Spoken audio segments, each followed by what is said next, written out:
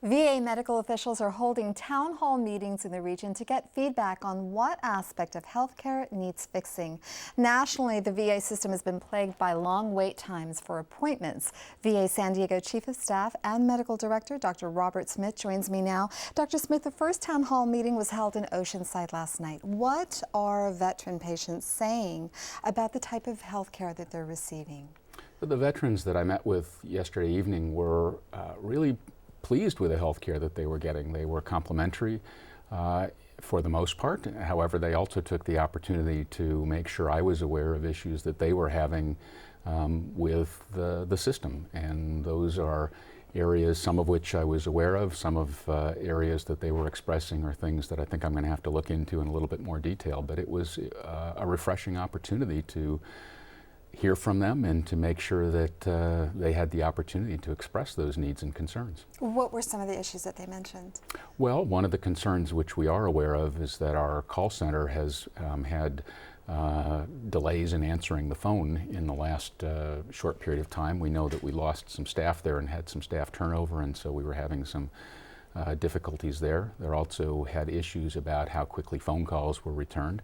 Some of those are individual concerns, but to me they point out a need to really look at the system and make sure that it's being responsive. There were some concerns about how our referrals to non-VA care work, and that as we're sending more patients outside of the VA system, how we coordinate that, that care is important to them. They also had some questions about the disability evaluation processes that take place, and some of those again are individual concerns, but to me they're an opportunity to make sure that we do understand how the system is working for the veterans that we serve and that we're listening to their issues. So I know that the VA in San Diego hasn't experienced the degree of problems that its affiliates elsewhere in the country have, like 3-month wait times and the falsification of records dealing with those wait times. But here in San Diego, new patients have had to wait an average of 44 days to get an appointment with their primary care doctor. Has that time been shortened? That time has been shortened.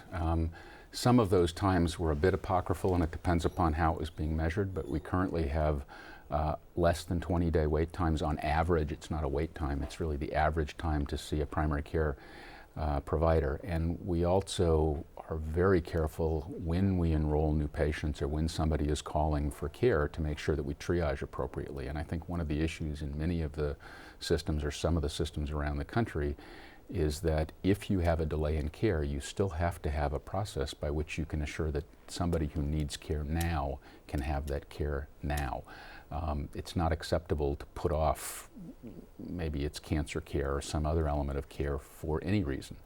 And so one of the things we've always tried to do is also make sure that we are listening and triaging and making sure that we can provide timely care, even if the average may not be in a desirable range.